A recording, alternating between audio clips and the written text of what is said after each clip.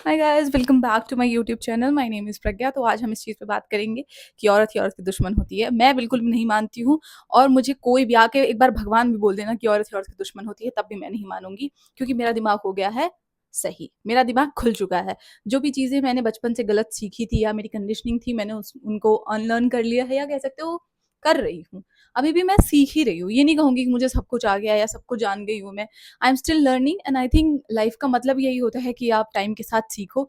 देखो, लाइफ में आप अगर सीखना चाहते हो, आप चीज़ों को जानना चाहते हो, तो आपको ना सबसे पहले अपने दिमाग से ये निकाल देना, ये भ्रम निकाल देना कि आपको तो सब कुछ पता है। आपने जो देखा है वही दुनिया सही है। कब मैंने चीज़ें अनलर्न करना शुरू किया या सीखना शुरू किया? जब मैंने ये वाला अपना ईगो और एटीट्यूड निकाल दिया, साइड में रख दिया कि मुझे ही सब कुछ पता है, और मैंने लोगों को बात करने से ज़्यादा सुनना शुरू कर दिया। अब मैं लोगों के सामने मैं कोशिश करती हूँ कि मैं उन्हें सुनूँ। और दूसरी चीज़ जो अनलर्न करने के लिए और सीखने के लिए मैंने की, कि मैंने ना लोगों को जज करने से ज़्यादा उन्हें समझना शुरू कर दिया कि अगर वो इंसान ऐसा कुछ कर रहा है तो क्यों कर रहा है, या फिर वो इंसान ऐसा कुछ बोल रहा है किसी चीज़ के बारे में तो क्यों बोल रहा है। हर चीज़ का रीज़न होता है। कई बार ऐसा होता है कि उनकी कंडीशनिंग या उनका एनवायरनमेंट, उनकी फैमिली, उनकी अपब्रिंगिंग कैसी हुई है, वो कैसे लोगों के आस-पास है, उनका फ्रेंड सर्कल कैसा है।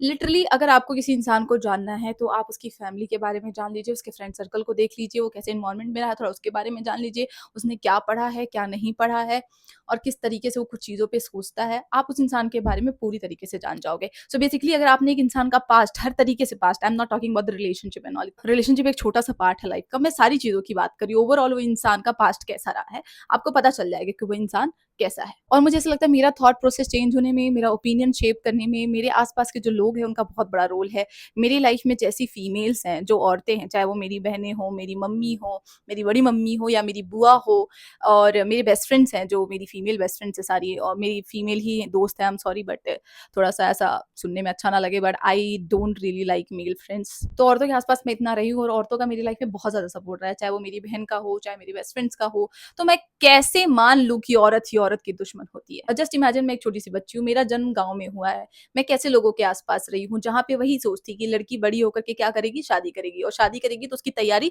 बचपन से ही शुरू है कि तुम थोड़ा कम बोला करो, थोड़ा कम पढ़ो, लड़के से ज़्यादा पढ़ लिख मत लेना, उससे ज़्यादा मत कमा लेना, या ऊँची आवाज़ में नहीं बात करना है, तुम्हें ऐसे ही चलना है, तुम्हें ऐसे ही कपड़े पहनने हैं, तुम्हें किचन का काम आना चाहिए, तुम्हें खाना बनाना आना चाहिए, गोल रोटी बनाना सीखो। अब जब मेरी परवरिश ऐसी हुई है और ऐसे एनवायरनमेंट से मैं आ रही हूँ जहाँ पर अच्छी लड़की की डेफिनेशन क्या है कि वो अच्छे कपड़े पहनती हो, पूरी ढके हुए कपड़े पहनती हो, ठीक है? अपने पेरेंट्स के खिलाफ ना जाए, अपने घरवालों के खिलाफ ना जाए, सबके हाँ में हाँ मिलाए, उसको घर का खाना बनाने आना चाहिए, और वो ये मानती हो कि पति ही सब कुछ होता है, पति ही परमेश्वर है। तो ये सिर्फ मुझे सुनने को नहीं मिला, मैंने देखा भी आसपास की मेरी मम्मी भी वही लाइफ जी रही है, आसपास की औरतें भी वही लाइफ जी रही हैं, ठीक है? उनके लिए यही है कि घर का काम करना, आपको घर संभालना है।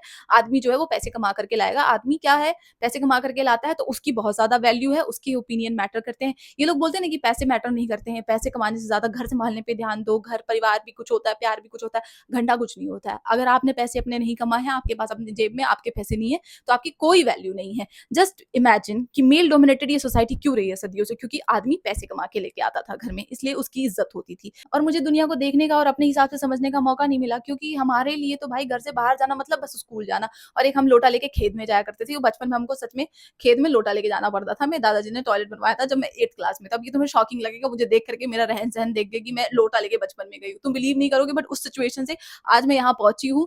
क्यों? क्योंकि मैंने लड़ा है, पता है। और मैनिफेस्टेशन मुझे लगता है बहुत ज्यादा इसमें काम कर गया है मेरी लाइफ में। जब मेरी लाइफ में बुक्स आई, टेलीविजन आया, टीवी आया, मुझे रियलाइज हुआ भाई सिर्फ भागने सोने के सिवा भी बहुत सारा काम है औरत के जीवन में। मतलब मैं सपने भी देख सकती हूँ, मैं खुद के पैसे कमा सकती हूँ, वो सब चीजें जिसके लिए मुझे अपने दादाजी से, पापा से या भाई से पूछना पड़ रहा है, वो सब मैं खुद से कर सकती हूँ कमा के। खैर, मैं ये बताना चाहती हूँ कि वो प्रज्ञा जिसने औरतों को हमेशा बचपन में सफर करते हुए देखा है, उसको यही लगा कि ये उसकी डेस्टिनी है। तो उस टाइम पे मुझे लिटरली यही लगता था, जो लड़कियां अपने सपने देखती थी, अपने पैसे कमाती थी, अकेले घूम रही हैं, अपनी लाइफ अपने हिसाब से जी रही है, अपने पेरेंट्स से दूर रह रही है, शहर में चली जा रही है अपने जॉब के लिए, तो मुझे ये लगता था कि ये लड़की कितनी गंदी है, अपने मम्मी पापा की तक नहीं सुनती है यार, अपने घर वालों की नहीं सुनती है यार, ये अकेले बाहर रह रही है, पक्का पक्का इसका चक्कर चल रहा होगा। I am telling you honestly, this was my mentality. Today I am very ashamed of my mentality, but trust me, I was innocent. क्योंकि ये मेरे दिमाग में जो डाला गया था ना, ये मेरी सोच नहीं थी, ये समाज की सोच थी कि एक अच्छी लड़की ना अगर इस ब्रैकेट में फिट होती है तभी अच्छी है। एंड जस्ट इमेजिन वो लड़की जो मैं बचपन में थी, अगर उसको अच्छी एजुकेशन नहीं मिलती, वो वहाँ से बाहर नहीं निकलती, 4 लोगों से नहीं मिलती, उन्हें समझती नहीं, उन्हें सुनती नहीं, आस-पास के लोगों को देखती नहीं, तो उसको हमेशा यही लगता कि एक औरत ऐसी होनी चाहिए। और आज भी मैं शायद ऐसे बात नहीं कर रही होती और उन सब चीज़ों को गलत नहीं बोल रही होती। एंड थैंकफुली फॉर्च्यूनेटली मेरे पापा का ट्रांसफ़र हुआ बाहर और मेरे पापा हम सबको बाहर लेकर चले गए उस गाँव वाले माहौल से, और मैंने अपनी एजुकेशन जो है बाहर से की। स्कूलिंग मैंने की, फिर मैंने अपना कॉलेज किया, कॉलेज के लिए मैं पुणे आई, मैंने लॉ किया। लॉ का एक बहुत मेजर रोल है आई थिंक मेरे सब चीज़ों को चेंज करने में और बदलने में, मेरा जो पर्सपेक्टिव रहा है उसको बदलने में। लोग अभी मुझे कहते हैं कि अगर तुम्हें लॉयर नहीं बनना था, एडवोकेट नहीं बनना था, जज नहीं बनना था, तो तुमने लॉ क्यों किया? आई थिंक एजुकेशन कभी भी वेस्ट नहीं होती है। अगर मैंने लॉ नहीं किया होता तो आई डोंट थिंक सो कि आज जो मेरा पर्सपेक्टिव है लाइफ को लेकर के, लोगों को लेकर के, या इन सब टॉपिक्स को लेकर के, वो नहीं होता। वो सारा उस 5 साल में हुआ है। 5 साल मैंने किया बीएलएलबी, 5 साल का कोर्स। अब मैं 30 साल की हो गई और इस पूरे 30 साल में मैंने एक चीज़ सीख ली है कि अगर कोई औरत तुम पे उँगली उठा रही है, तुम्हारे साथ कुछ गलत करने की कोशिश कर रही है, जस्ट बिकॉज़ उसको उस तरीके से सिखाया गया है, उसकी कंडीशनिंग ऐसी की गई है। इन्होंने हमारी कंडीशनिंग जानबूझ करके ऐसी की है कि अगर औरत औरत के खिलाफ नहीं होगी ना, अगर औरत ने औरत का साथ देना शुरू कर दिया ना, इनका सिस्टम गिर जाएगा। पूरा का पूरा इनका जो भी ये खोखला सिस्टम चला आ रहा है ना सालों से, औरत के कंधे पर रख करके, सब खत्म हो जाएगा। चलो मुझे एक्सपोज़र मिला, मुझे मौका मिला, तो मेरा दिमाग सही हो गया, ठीक है? और मेरे पेरेंट्स भी बहुत खुले विचारों के हैं, पहले तो नहीं थे, अब हो गए हैं टाइम के साथ, उन्होंने भी दुनिया देख ली कि दुनिया भाई चूतिया है, उसके चक्कर में अपने बच्चों की खुशियों को क्यों सैक्रिफाइस करना, तो मेरे पेरेंट्स भी चेंज हो गए हैं, ठीक है? लेकिन अगर मेरे पेरेंट्स चेंज नहीं होते, मैं उस सिचुएशन से कभी नहीं निकलती, तो मेरी सोच हमेशा ऐसी ही रहती और मैं हमेशा हर लड़की को जो इंडिपेंडेंट लड़की है, अपनी लाइफ अपने हिसाब से जी रही है, बोलती, "क्या पागल औरत है यार, छी!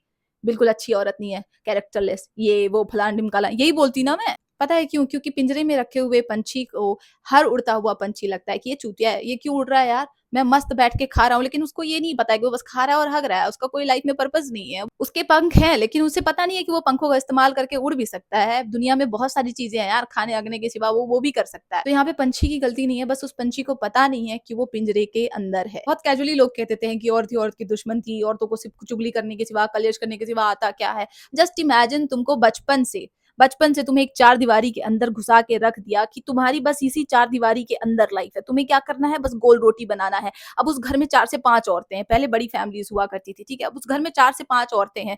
अब वो रोटी बनाने के बाद जो उनका फ्री टाइम बचा, ठीक है? थकी-हारी उसके बाद क्या करेंगी यार वो एंटरटेनमेंट के लिए, खुद के लिए चुगली ही तो करेंगी। नहीं, वो क्या करेंगी वहाँ पे? फुटबॉल खेलेंगी? किसी का लाइफ गोल रोटी बना करके नहीं गुज़र सकता, किसी का गोल रोटी बनाना पैशन नहीं हो सकता है। खाना एक छोटा-सा पार्ट है लाइफ का, ठीक है? उसको उतना ही रहने दो तो ठीक है। अब क्या है, लड़कियाँ घर से बाहर निकल रही हैं, ठीक है? क्रिएटिव चीज़ें सीख रही हैं, जिम जा रही हैं, फिटनेस पे ध्यान दे रही हैं, जॉब कर रही हैं, पैसे कमा रही हैं, तो वो अपनी एनर्जी क्या है कि सही-सही जगह पे लगा रही हैं, इन्वेस्ट कर रही हैं अपनी एनर्जी को। पहले इंसान बैठा हुआ है, सिर्फ़ रोटी बना रहा है, घर का काम कर रहा है, लेपा-पुताई कर रहा है, अब वो क्या करेगा अपने अपनी एनर्जी को यूज़ करने के लिए? कुछ तो करेगा, तो वो अपना बिग बॉस चला रहा है घर में। एक तो तुमने चारदीवारी के अंदर रख दिया, ऊपर से तुमने उनके मुँह पे घूंघट कर दिया, वो तो आपस में ही एक-दूसरे को नहीं देख पा रही हैं, तो दुनिया क्या घंटा देखेंगी? आपने उन औरतों को स्कूल नहीं जाने दिया, ना कुछ पढ़ने दिया कि वो कुछ और बातें कर सकें, तो वो एक-दूसरे की चुगली ही करेंगी। आपने जिस एज में उनको सीखना था दुनियादारी, जानना था सब कुछ चीज़ें, उसमें आपने उनकी शादी कर दी, उनके सर पे पूरी ज़िम्मेदारी घर की डाल दी, तो अब वो क्या करेगी परेशान होकर के? क्या? और तीसरी चीज़ आपने उनके दिमाग में इतनी बकवास घुसा रखी कि एक औरत ऐसी ही होती है, एक औरत को ऐसी ही होनी चाहिए, बेचारी उसमें फिट इन होने में वो लगी पड़ी है और उसको लगता है उसके आस-पास की औरतें अगर थोड़ा बहुत आवाज़ उठाने की कोशिश करती हैं कि तू ये गलत है, तू गलत है भाई, तू गलत है, ऐसा बोला है अच्छी औरत को होना चाहिए, तो तू भी अच्छी औरत में आ। और आपने क्या करा, उसके बीच-बीच में 2-4 उसकी तारीफ़ कर दी कि 4 बहुएँ हैं मान लो तुम्हारी, मेरी मम्मी लोग भी 4 थी, कि मेरी ना छोटी वाली बहू बहुत बढ़िया है, बाकी ये बहुत बदमाश है। क्यों बदमाश है? बुखार है तो खाना बनाने से मना कर दिया, तो बदमाश हो गई वो लोग। और मान लो पति में थोड़ा-सा बेसिक एम्पैथी और सिम्पैथी आ गई अपनी औरत के लिए, प्यार-व्यार आ गया, केयर-वेयर आ गया कि भाई उसको बुखार है, क्यों खाना बनाएगी? अरे! लड़का तो हमारा हाथ से निकल गया।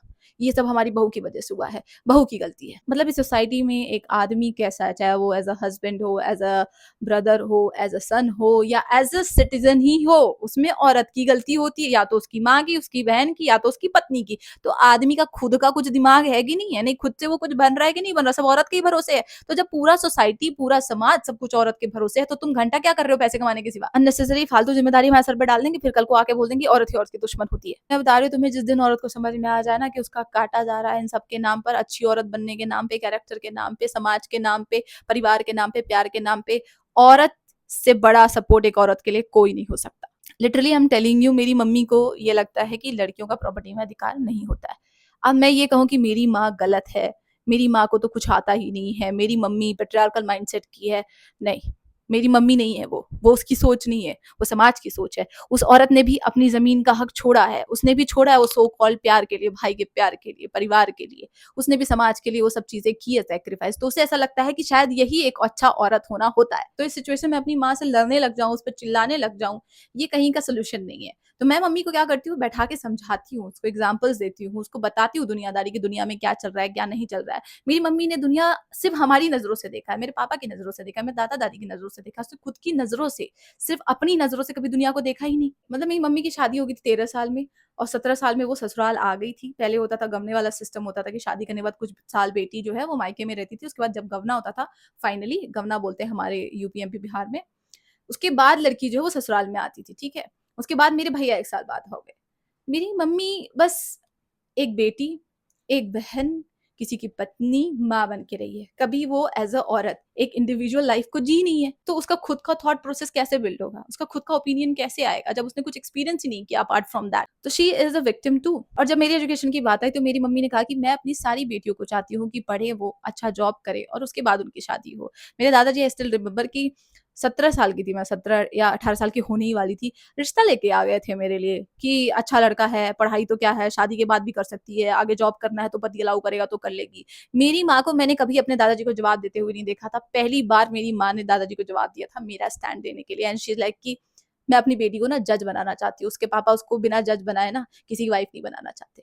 थोड़ा इमोशनल हो गई मैं। सो उस औरत को मैं कैसे बोल दूँ कि वो औरत किसी औरत की दुश्मन है? I mean I have so much respect for my mother. मैं एक बार को, ट्रस्ट मी, ये मैं अपने पापा मम्मी के सामने भी बोलती हूँ, मैं पूरी दुनिया को छोड़ सकती हूँ, अपने पापा को मैं बहुत ज्यादा प्यार करती हूँ, उन्हें भी छोड़ सकती हूँ, पर मैं अपनी माँ को कभी नहीं छोड़ सकती। तो औरत औरत की दुश्मन नहीं होती है। एक ये नरेशन है, एक नोशन है जो इंटेंशनली सिस्टम को बनाए रखने के लिए सेट किया गया था, ताकि औरत औरत का सपोर्ट ना बन पाए। क्योंकि अगर औरत औरत जिस दिन की सपोर्ट बन गई तो उन्हें पता है कि ये सारा सिस्टम गिर जाएगा। तो अगर आपकी भी सोच वो वाली है जो उस प्रज्ञा की थी 7-8 साल पहले वाली, तो प्लीज़ इस वीडियो को देखें, समझें लोगों को, उनको सुनें और जानें। उनको जज करने से पहले एक बार उनके सिचुएशन में खुद को रख के देखें और जानें कि वो ऐसे क्यों हैं। और मुझे लगता है ये हमारी रिस्पॉन्सिबिलिटी है, क्योंकि हमको मौका मिला पढ़ने का, हमको मौका मिला दुनिया देखने का, हमारे पेरेंट्स की वजह से, उन पेरेंट्स की वजह से जिन्होंने समाज के खिलाफ जा करके आपको इस लेवल पे लाया है। तो ये हमारी रिस्पॉन्सिबिलिटी है कि जो उनकी कंडीशनिंग हुई है उसको हम बदलें। तो अपने साथ साथ उनको भी अनलर्न कराएं, उनको भी सिखाएं और समझाएं। और मुझे ऐसा लगता है ये झगड़ने से नहीं होता है। जो छोटे छोटे कन्वर्सेशन होता है खाते वक्त, आप बैठे हो फ्री टाइम पे चाय पीते वक्त,